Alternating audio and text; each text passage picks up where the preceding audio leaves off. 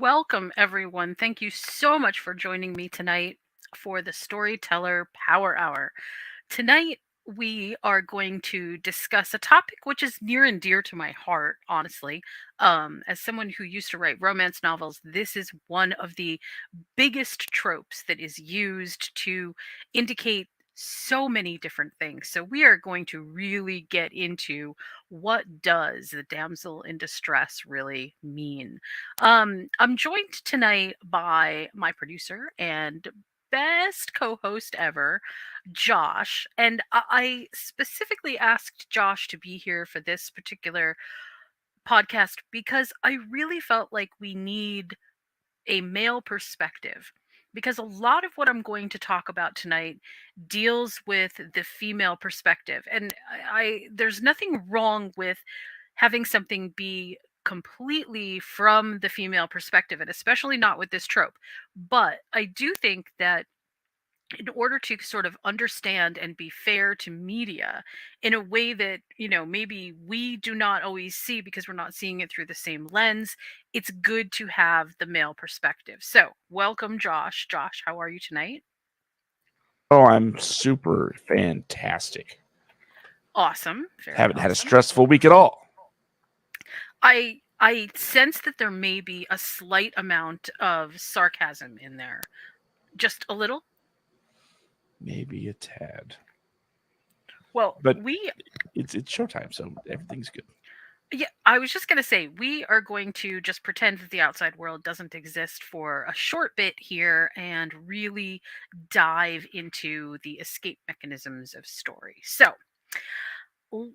first of all, I'm going to ask you what you think the damsel in distress trope kind of is. Like, what do you think of when someone says, oh, that's a damsel in distress story?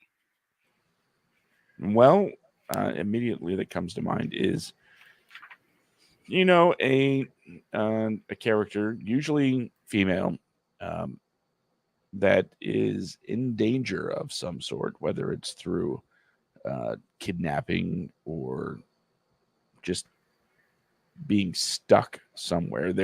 They're I dare I say in distress, and usually the other half of that is some sort of hero, generally male, has to come rescue this person. The characteristics of the damsel, if we're just talking, stereotypically, a little helpless, can't really um, work their way out of most harmful situations, and heavily rely on the male figure to rescue them.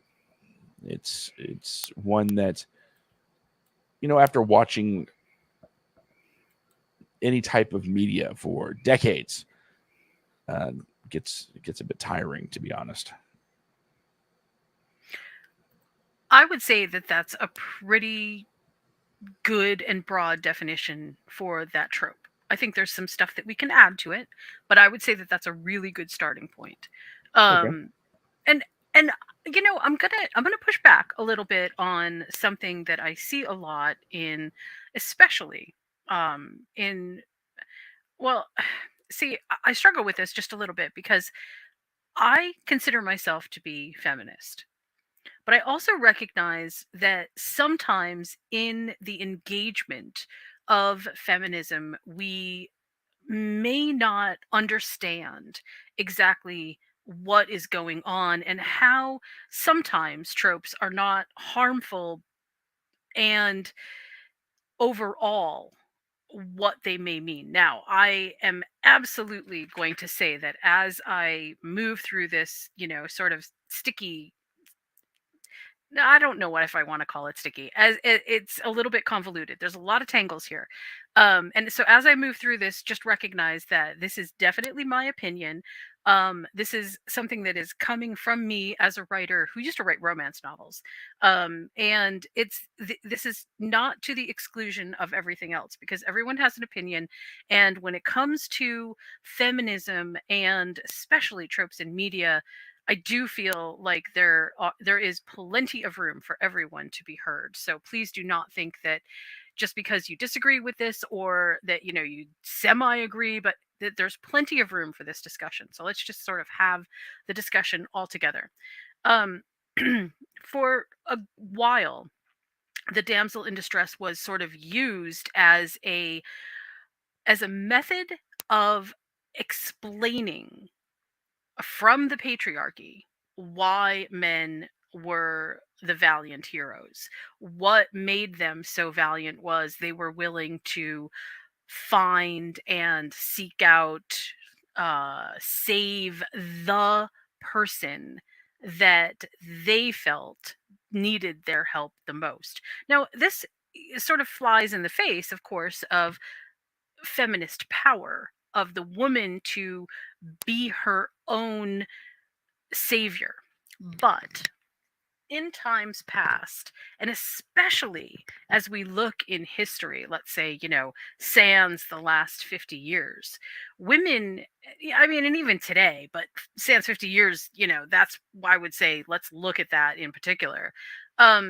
Women were not given these options. Women were not given the options to save themselves. And literature continues, still to this day, to be dominated by men.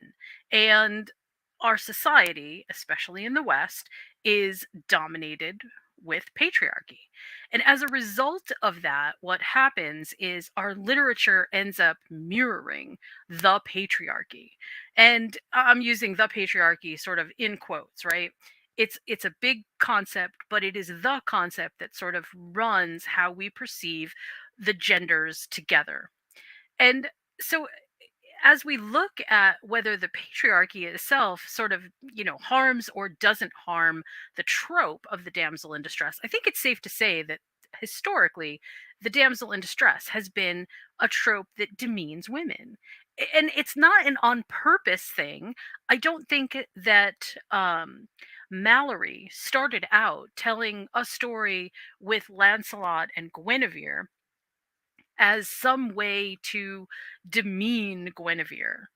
I think that it really was sort of a kind of, look, how do I prove that my hero has the best interest of a woman at heart? Well, he saves her. And it also shows, his own prowess in some ways. It shows, oh, he's so intelligent that he can save the woman, that, it's the way to get a happy ending for the story. But what it has historically done is cast women in the light of being helpless. It has cast women in light of being rather ineffectual in their own protection. And although that is an interesting sort of idea, it doesn't really mirror what we understand about history. Women are absolutely capable of doing all kinds of things and protecting themselves in situations that even men cannot protect them from. And I think that there are some sidelines to these conversations which get lost through time. And I think one of the reasons that they get lost, especially in historical storytelling, is because most authors through history have been men. And they don't want women to tell stories of women being strong. That diminishes their capability of being strong. So, having said that, there is an idea that the trope of the damsel in distress really harms women.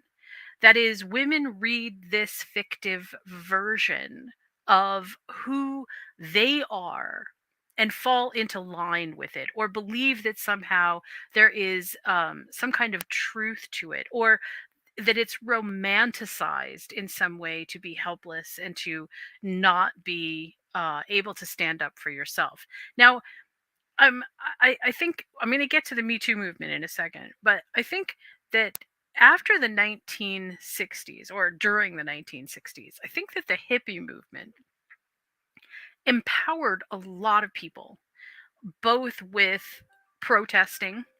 Um, I have an alarm going off. Can you hear that? Barely. Okay, there we go. Okay. I'm so sorry about that. Excuse the interruption. Okay, after the hippie generation, where there were people on from both genders, but women especially, who were great at being motivational and organizers, got together and did so many things. They marched on Washington.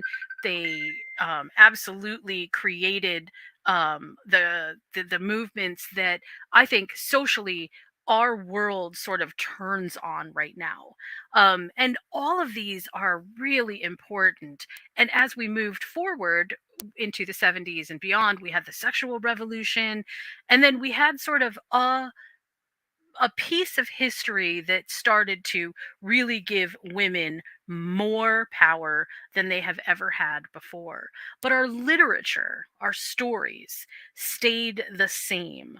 Our stories did not really embrace, to some degree, they did. I mean, there are some anecdotal, evidence of comics and graphic novels, some novels that bring around the idea of you don't need to be a damsel in distress. You can the hero of your story can be the heroine who really does a lot and doesn't need a man to save her.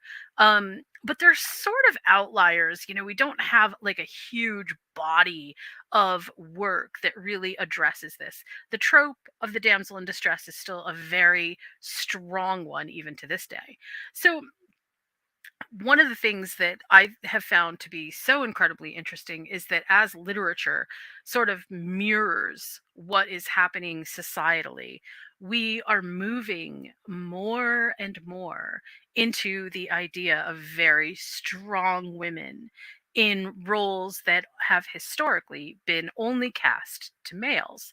And we have stopped telling stories that necessarily cast women in the helpless, you have to help them kind of light. And I will use an example that I really love about the damsel in distress trope. I love the movie Shrek for this particular trope in general. Fiona does not need anyone to save her. But at the beginning, she actually sort of does, because she's basically pretending to need rescue so that she can fulfill whatever needed to be fulfilled on her side to break the curse.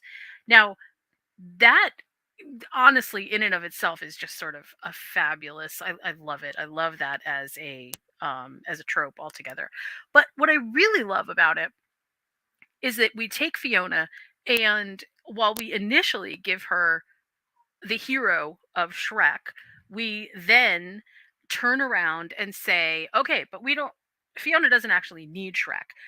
And I wonder if, Josh, tell me what you think about that particular version, or what you think about Shrek for that particular piece, because I'm interested to hear what you think about Fiona pretending to need to be saved, but then really not, right? Because she doesn't actually.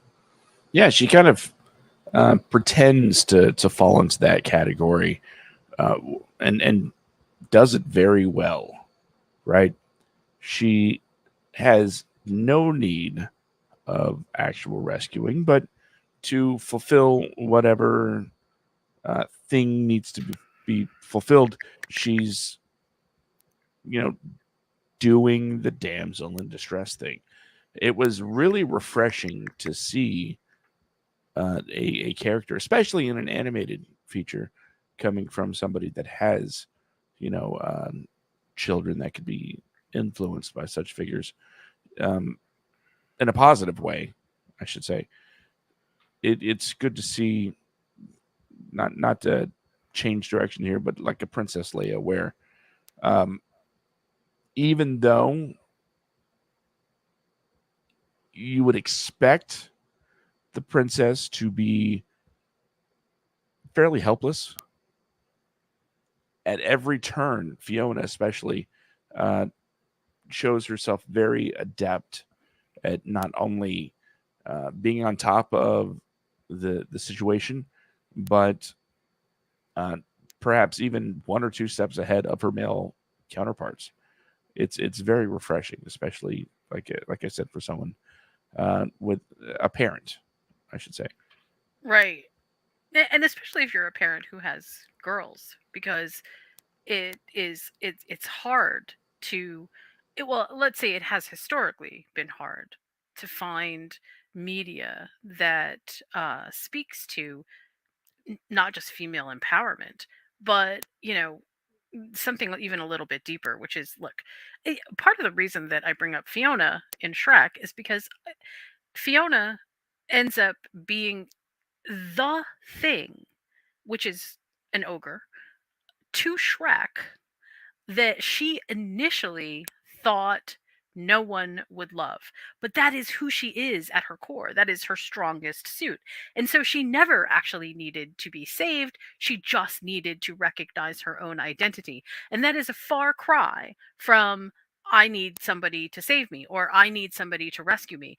That it's just so different. And it Shrek really just upends the whole damsel in distress thing, which I absolutely love.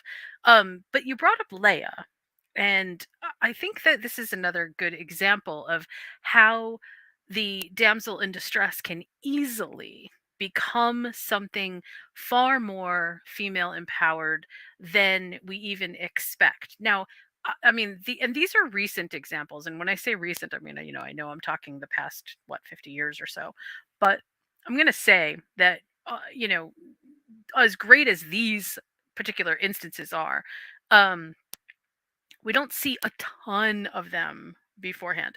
In fact, women who sort of saved themselves were considered to be a little bit bratty, or maybe um, dare I say, bitchy.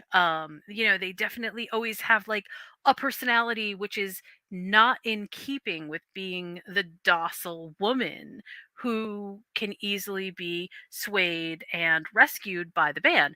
And what woman wouldn't want to be rescued by the man and then, give him all of her gratitude and things like that? It's a very interesting sort of idea that has multiple different levels. And so, I guess let's talk about Leia. Tell me, Josh, what do you think Leia sort of brought to the table in terms of being both the damsel in distress to begin with, but then sort of upending the trope completely by, grabbing the blaster and basically becoming as badass as every other one of that motley crew? I think the beautiful thing about Leia was, one, yeah, she's captured by the Empire, but she comes off more annoyed by the situation than, imperiled. And she is absolutely irritated to have to be around all of these stormtroopers and even Vader himself. Kind of, as some might say, getting lippy, you know. So when she's locked up and left to her own devices, it's more of a. And then the guys come along, and let's face it, they didn't save the day so much as have give her the ability to go finally. And like you said, she just completely takes charge of the situation because that's who she is. She was never in distress. Was she captured? Sure, but it didn't leave her helpless. It left her, honestly, it left her time to strategize. And once she got out, she picked up the blaster and got to work like Right. any guy, like any hero, because she wasn't a damsel in distress. And I think, for point of clarity, just because somebody is captured does not make them a, in distress, and just because they happen to be, I guess, a, quote unquote damsel. Um, Right, she needed a jailbreak is what she needed. yeah, she didn't need a hero. She Yes. needed just someone to let her out. And that, I think, that's a perfect example of how it can be done right. But let's jump back to how what kind of what or why I should say, the damsel in distress can be rather toxic. One of the most interesting things I think to me is that, from the I guess after the industrial revolution, with the advent of more and more media and especially movies, we started to see the damsel in distress sort of explode onto the scene, because you had men who really, I think, felt maybe a little bit powerless. And I'm going to jump back to the Middle Ages as well and say that I think a lot of the idea of chivalry, we have completely bastardized the understanding and concept of chivalry. Chivalric love was something that was completely and totally different from the way that we perceive it today, back then. And as a result of that sort of bastardization, we write fiction about especially the Middle Ages or the Dark Ages, or, well, chivalry didn't really exist in the Dark Ages, but we still write it as if it did. And we assign chivalric sort of processes, ideas, and concepts to our stories that really have no, first of all, base in reality, and secondly, really come from a 19th and 20th century mindset about what we think chivalry really was.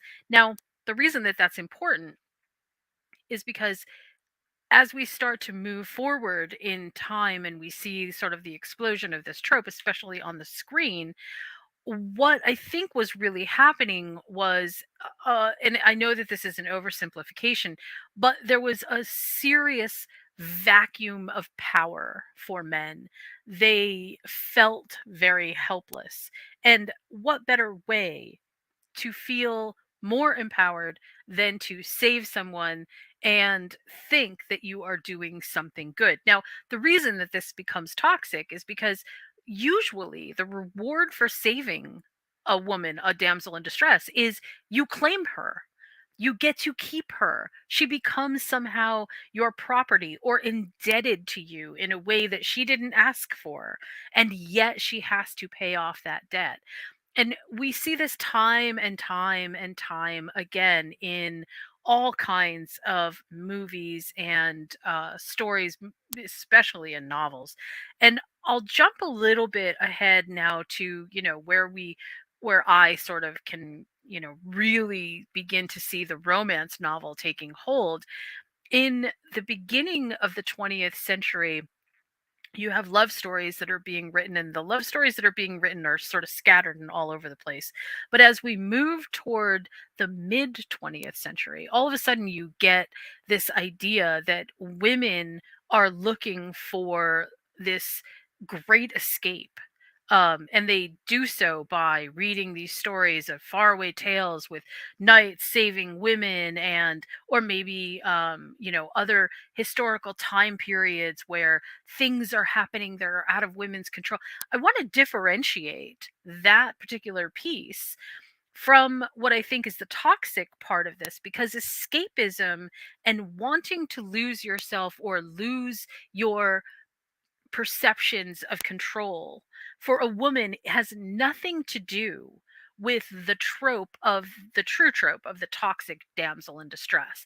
There is a place, I think, for women to, or men in any case, um, be enticed by the idea of just sort of losing yourself to someone else.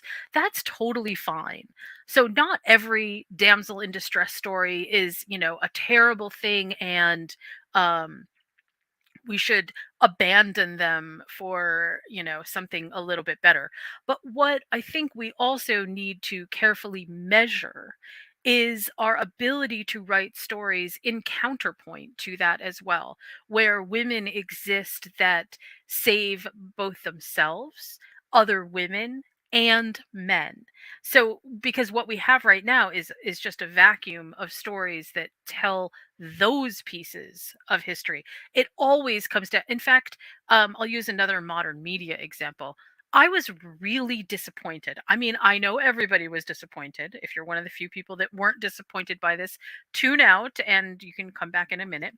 By the end of Game of Thrones, and the whole Daenerys Targaryen story makes me so angry because all the way up until the ending of Game of Thrones, Daenerys Targaryen had been one of the strongest women I think I have seen written in especially fantasy epics for television. It was refreshing in a way that is hard to even put my finger on. As a woman, I really felt like Daenerys Targaryen's story was an amazing journey. And at the end, the fact that a man has to be the one to kill her because she was quote unquote hysterical is just the biggest slap in the face for the writing of strong women. Now, I'm not saying that Daenerys Targaryen didn't have to die. That could have been a thing, but there were 1,001 different writing options that could have been done that got rid of the most toxic of all. And it bothers me because it's like you take 5 steps forward and then you have to take a mile step backwards, getting any progress at all. And that can be just so not just frustrating, I think, but also just demeaning. And we know that the writers for Game of Thrones were men, and yet at the same time, we know George Martin doesn't really write his women that way. So I have a lot of problems with that in particular, and it really sort of gives me the exact feeling that I'm talking about when I say that there are toxic ways of handling the damsel in distress, and then there are positive ways of handling it. And part of the positivity of handling the damsel in distress is having counterpoint to having a woman that needs to be saved, or having the woman who needs to be saved also be able to save someone else or themselves or a man or whatever, so that the story is balanced and not just tipped in one direction. um, I think there's also another thing here, and I'm going to approach this sort of carefully because I know that this steps on toes, but a part of the damsel in distress issue that bothers me, I think, the most is that it oftentimes seeks to infantilize women. And this is something that, as a woman, I have grown up with and experienced all of my life. Well, you're a woman. There's no way that you could possibly know how to do this. Oh, you're a woman. There's no way that you could understand this, as if there is sort of a plane of knowledge that is only purview to men that I'm not allowed to be a part of. That's demeaning. And it's frankly confusing. I don't understand that. Um, there are things that happen in stories especially that create this infantilizing subset of rules for women, which just are absolutely horrible. And because th- a lot of stories take agency away from women and in the same breath infantilize them, there is no outcome in the story that could lead to the woman being empowered at all. um, I can think of a couple of stories where the woman has chosen a different path. That is, they were given the option of doing something much more empowering, and they chose, as an example, to instead not embrace that because they chose to embrace something completely different. Maybe it was raising a family, maybe it was going off to live in the woods alone, maybe it was, doing something that basically withheld all of the agency that they were being given. But that doesn't mean, in my opinion, that's sort of the idea behind writing a well balanced character. It's giving the character the choices and then having a point counterpoint for what choices get made. So if your main character is going to be living through a trope, which is a damsel in distress trope, then you have to at some point in that character arc also balance it with, but they are strong enough to also weather this storm or save this or be accountable for this, so that it doesn't end up looking like your character is just there to be let's just call it a story beat for another character to come and save. I think that there are certain times when this trope also becomes a lot more difficult to sort of understand from a man's perspective. And I'm going to ask Josh about this in a second, because men oftentimes see themselves as saviors. And that's not always necessarily a bad thing. I mean, I think that this is in some ways, this is the way that we have raised men. This is the way that we understand men have kind of grown up in Western culture. And one of the biggest ways that we can see how this sort of transpires is through our superheroes. Now, we've come a long way in, I would say, like the past 30 or so years with superheroes sometimes being women who can stand on their own. And I absolutely love that, but we're still not at the point where we have women and men being on equal territory. And that does really, really bother me. And I'm going to use an example of something that I think is kind of a good narrative, and then I'll use one that I think is not a good narrative. But Josh, tell us what you think the current state of sort of the kind of genderized damsel in distress feeling that you get from, say, Superman um, or really any of the superhero genre. Talk to us about that a little bit. Well, there is I think, a pretty good one-to-one comparison in some ways. If you take Black Widow from the MCU and compare her to Wonder Woman, both. Okay, okay.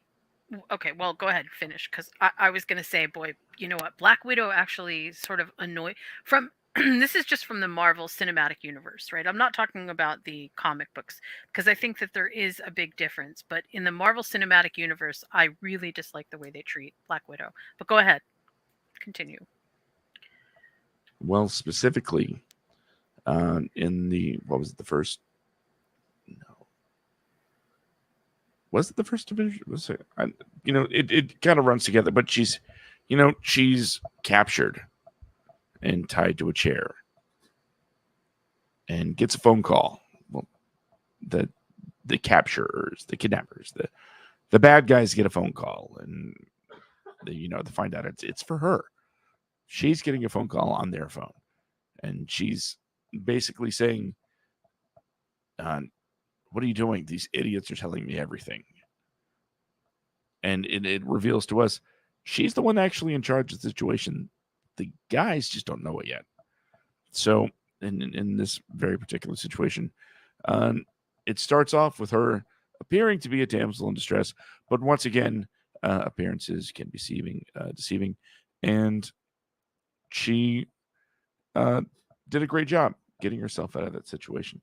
And in her whole run in the MCU, other than that brief sort of flirt romancy thing with Bruce, um, yeah, we don't really need to carry on with that. But being able to have a male friend in Clint, and them see each other as equals, to me it was good. But that's just my opinion. On the other hand, you have Wonder Woman, who strong, much more powerful than Black Widow could ever dream of being. Wonder Woman's an True. Amazonian, and you would think, much like Black Widow, these situations she would kind of be in complete control over.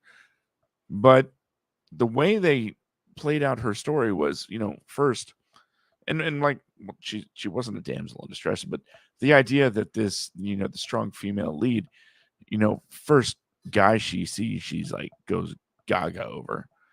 And then in the second movie, she's still, 50 years later, like, willing to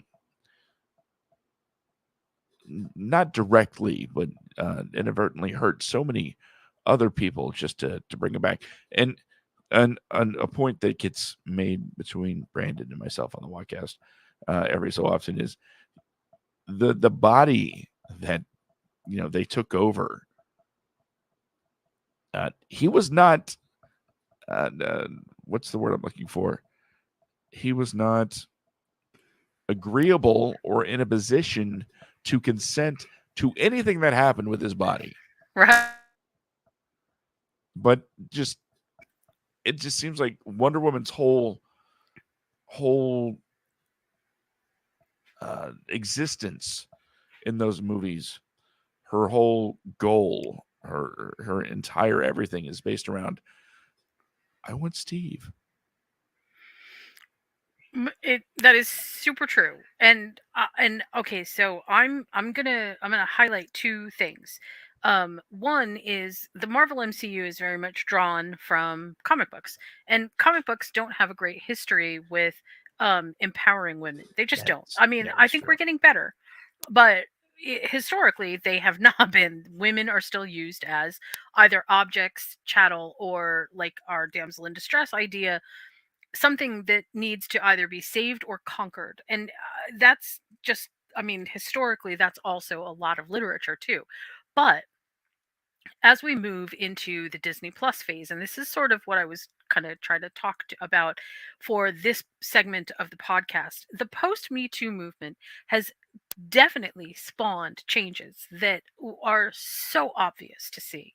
And one of them is the portrayal of women as superheroes but also in superhero positions, where, and I think, I know people just absolutely railed against it, although I have to say I think most of those people were men, sorry. But Miss Marvel did an amazing job of young woman empowerment, where her best friends were along for the ride and did help her, but it was her learning curve. She got into messes and she got back out of them.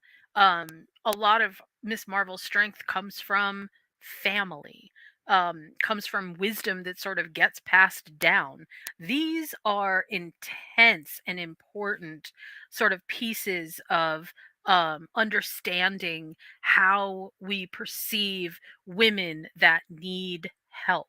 Because do these women really need help, or do they just like the help that would require them to be saved, or do they just need an assist like Princess Leia being jailbreaked? And that's what I'm seeing more and more often. Scarlet Witch runs along the same lines. Miss Marvel, She-Hulk runs along this line as well. And it's discouraging on my part to see people rail against this idea of having the strong female because this isn't the way that it is in the comics, or because this doesn't run with standard canon. We can't actually have change in our media, in our literature, unless we're willing to open the floodgates a little bit and say, okay, we're willing to change canon or canon courses in our literature in order to accommodate for stronger females and to get rid of some of these tropes. Did you want to say something? Yeah. Well, now I don't remember what it was. Oh, that's frustrating. Oh, I'm sorry. It was something about okay, Captain Marvel. Oh, right. Miss Marvel, not Captain Marvel. This No, is I'm Miss Marvel. bringing up Captain Marvel, Brie Larson's character in the MCU, who also gets a lot of criticism for being strong. It, it, I think it should be said that, and you're right. By the way, the criticism is coming from. It seems like mostly men, but it seems like one of the things that really, and I hate to say, got misunderstood because it makes me sound like a certain director that's like, you just didn't understand my films. Um, Okay, Zack Snyder. Sorry. but the throughout the movie Captain Marvel, all of the people above her, the ones that trained her, the ones that she was trying to win the approval of, have, they kept trying to keep her in a position of being a damsel in distress. They didn't want her to realize her full potential, and because once she did, it's over for them. And case in point, when it comes down to the final fight with her personal big bad, he's like, fight me without your powers, and she just says no Right. and blasts him because she doesn't need to go down to his level. She is very strong and finally realized it and broke free of where they were trying to place her. And again, for me, it falls back to these are actually really good moments, especially for the younger people, to show uh, female empowerment. And the other point that I wanted to kind of touch on was for some reason I'm a masochist when it comes to reading comments on Facebook, and I just keep reading all of this negativity, and it really does something to you after a while. But I read, and this is almost word for word verbatim.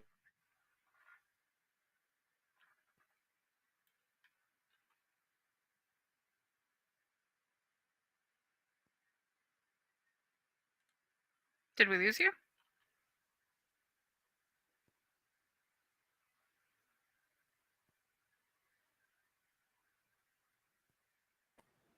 And I'm like, why are you saying it like it's bad?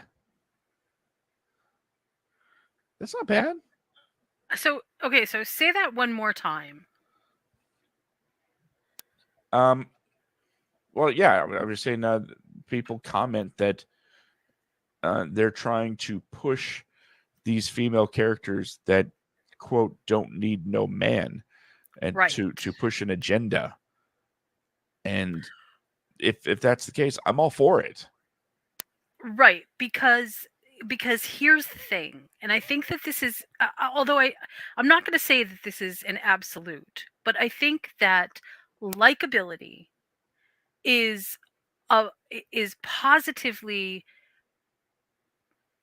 connected for men in a way that is like look, if okay, if you are successful and you're likable as a man, that gives you all the power. But success and likability for a woman are negative when it comes to how men perceive women.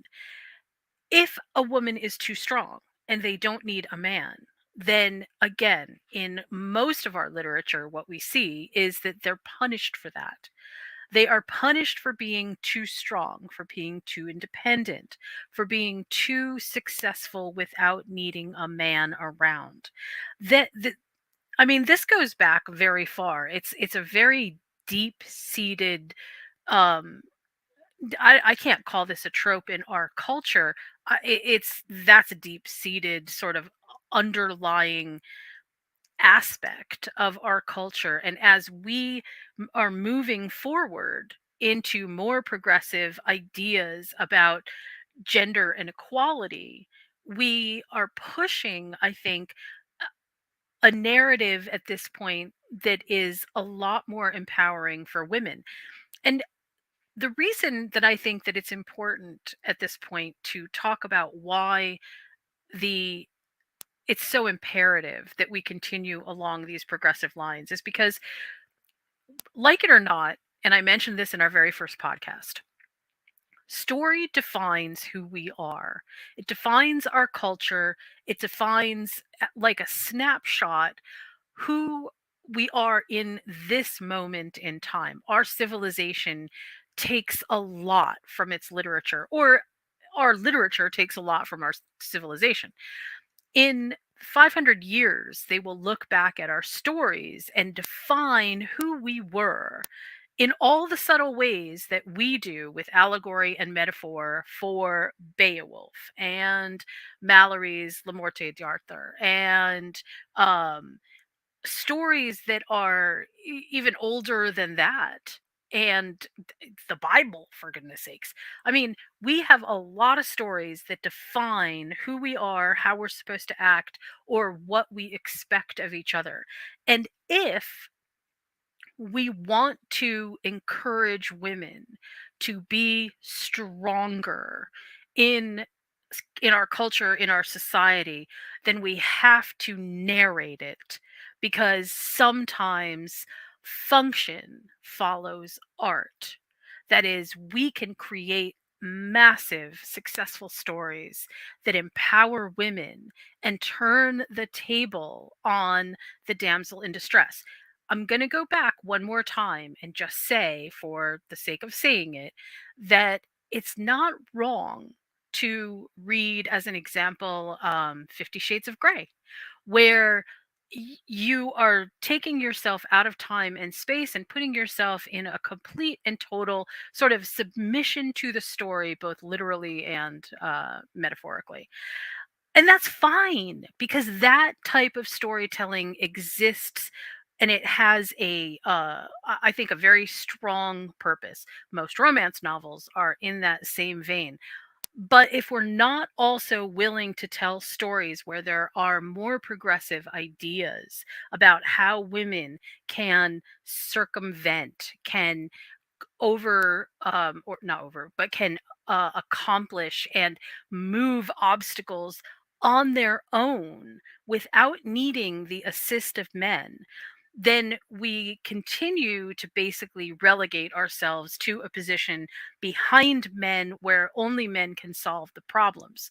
And this is, I think, a very important sort of aspect to our overall understanding of how we treat women scientists, women doctors, women everything. Because if we cannot see women in the light of being, protagonists that can take care of themselves and do things and become respected for being just who they are without needing a man to save them, then we also are less likely to see those women in roles in our society that we can also then respect. If all that we're ever reading is women who are incompetent, who are infantilized, who need to be saved, who cannot possibly live without men, then how are we supposed to understand what that in our own lives is supposed to be like?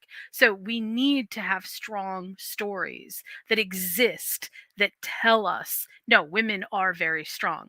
I'm going to say one more thing here, and I want to make sure that this gets in, because this I also think is very important. Um, when you are accomplished as a heroine in a story, as I kind of spoke about before, oftentimes the accomplishments of a heroine are counterbalanced by being punished. That is, you become too successful and that's hubris, or you become too beautiful and that's vanity, or whatever. I mean, there's a million different examples of that. And it's not the case for men. Men sometimes try to reach too far in our stories and they end up falling, but that is usually more allegorical, or has created, or is created, I should say, by a metaphor of just sort of the overreach of humanity, and every man is just that particular piece. But women, when they overreach, when they deign to be better than a man, there's often a punishment that goes along with that, and it's a really interesting idea that you can see borne out in a lot of literature. If we as storytellers write in a way that doesn't punish women for being just as capable as men to do just about anything, then we use that same sort of counterpoint that I was talking about before, and it begins to balance the scales. Now, I guess I'm not saying that I think that any of these things are going to change overnight, but I do think that post Me Too movement, we are seeing, especially on television, or I should say on streaming, but on TV as well, we are seeing a lot more empowered women. I don't watch a lot of crime procedurals, but I do watch quite a bit of snips here and there from different procedurals, like Chicago, the PD one, like the one that's the firefighting one. I like those. I like seeing those snips because I love being able to see women in roles where they are really strong and they are just out there to succeed. I really like that. The one example that I think that I love the best is this series called Evil, and it's on Paramount. It's just amazing. So Evil follows this woman and a couple of other people. There's a priest, and then there's kind of like the skeptic of the group. I don't know what you'd exactly call him, but he's the skeptic. And this woman, Kristen, she is so powerful and so strong, and sometimes doesn't even know how powerful she is. Like, she surprises herself with how strong she is. And men are a part of her life. So there's no one situation where, men are not sort of in her purview, or that she needs to have conversations with men or whatever, because that's not what I'm talking about, right? I'm not talking about excluding men from stories. But in this particular situation, she does things that, for good or for bad, because she does them both, make her an incredibly empowered woman. And she doesn't need the "I need a man to save me" as much as she cries out for "I need my equal. I need my counterpoint. I need my partner," in whatever capacity that has to look. And that, I think, is one of the most progressive ways of writing women that I can think of. And I'm really happy that that kind of example exists. Um, I am also going to point to another one. We recently finished watching the um, oh gosh, okay, now I just completely forgot the name of it. Josh, help me out here. It is the Star Trek clone with Seth MacFarlane. The Orville. The Orville, thank you. I could see it and I couldn't say it. Okay. Um, the way that the Orville has written women is, there are there is not a damsel in distress to be found. There are plenty of situations where both men and women get into sticky situations or have really difficult times and need each other as a crew, as friends, as whatever, to help them. But there are no damsels in distress. And I really just stand up and applaud that, because that takes a specific awareness in writing in order to make that happen. It is a lot easier if you go back and you compare the original season of Star Trek, as an example. That's all that the female crew members were. I mean, they may have done some things that were, yeah, they're very technical, they're very smart, but every time they were on a planet, there was a damsel in distress situation, because the men of the Enterprise were, by and large, the ones who were the saviors. And the Orville does this almost completely differently, where the women are oftentimes the saviors of a situation, and the men kind of muck things up a little bit. So, and again, that just takes very self aware writing. So, if you're a writer out there, and you are thinking about how to craft a good story, maybe a romance story, maybe a story that deals with, you know, having a strong female protagonist, don't be afraid to include little bits of damsel in distress if you feel like it's going to move the story forward in a way that then your heroine can succeed, can become more than. But I would say that it is just time to stop writing women as infantilized versions of male chattel to be, found, saved, and then claimed as property. Because I just don't feel like this has a place anymore in our narrative storytelling. I mean, it's not going to go away, but again, this is I think that this is where we are sort of heading toward.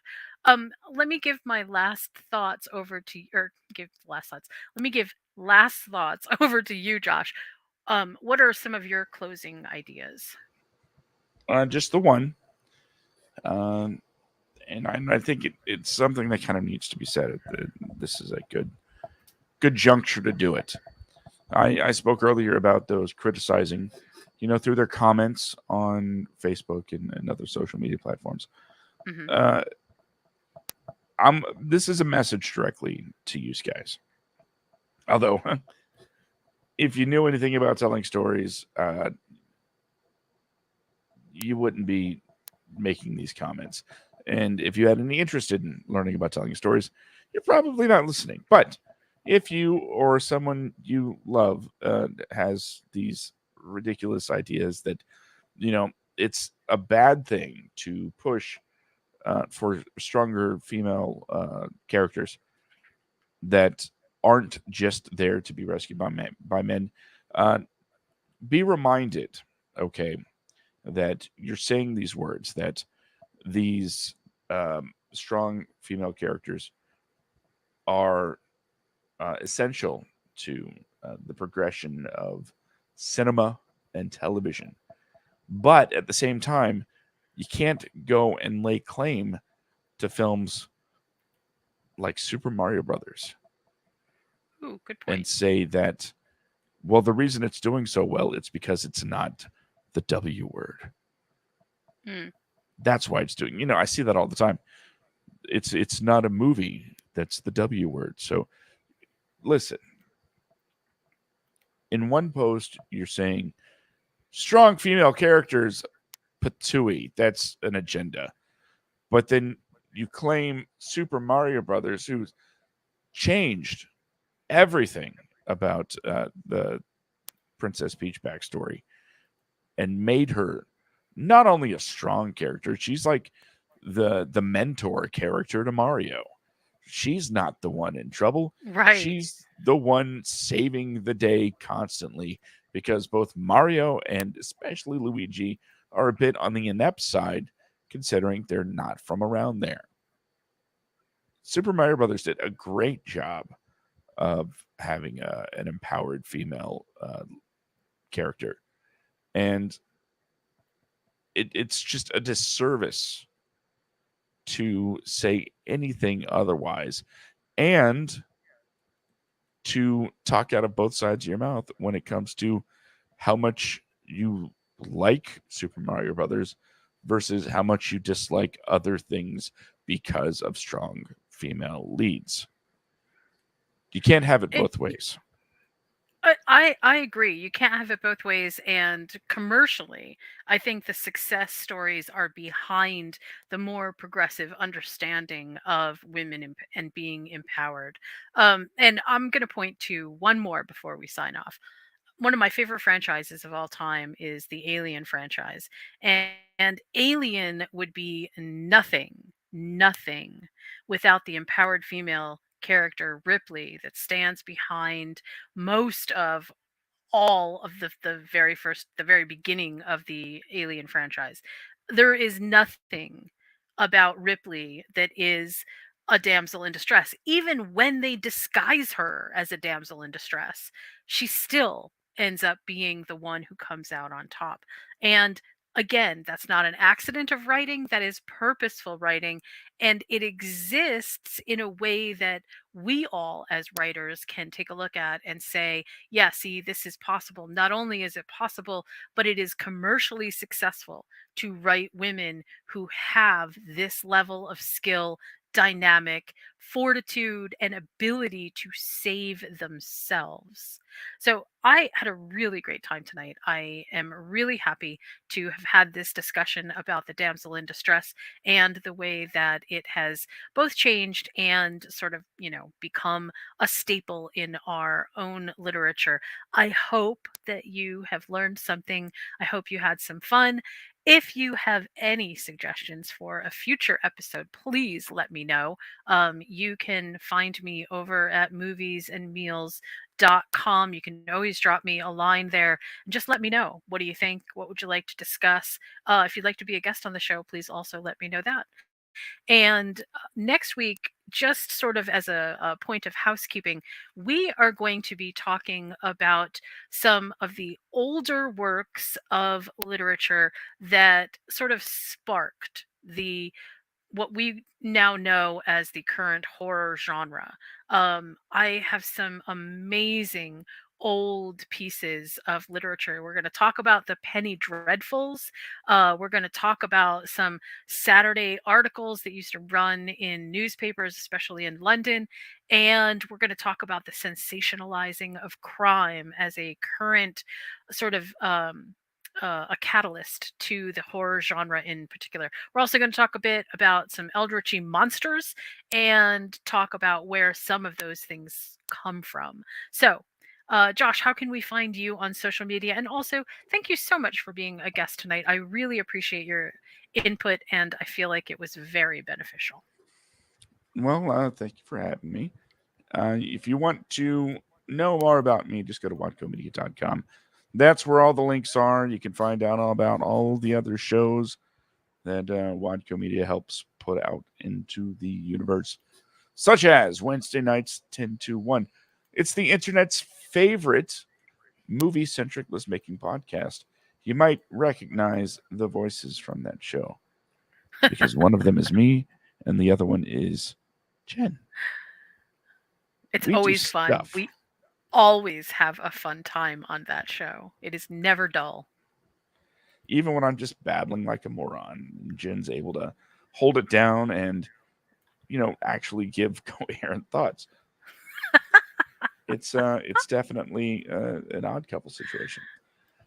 Every every Friday night is also the Wadcast Writers Actors Directors podcast. Last week we had a great interview with Whitney Ann Adams, costume designer for movies like Freaky and Happy Death Day to You. It was a fun time. And what are we going to talk about tomorrow night? Who knows? It's not 5 minutes before showtime, and I'm not a psychic. So tune in to find out. WadcoMedia.com, the source of all Wadco Media. All right. Well, thank you everyone for joining us tonight. We'll see you next week and have a wonderful writing experience this week.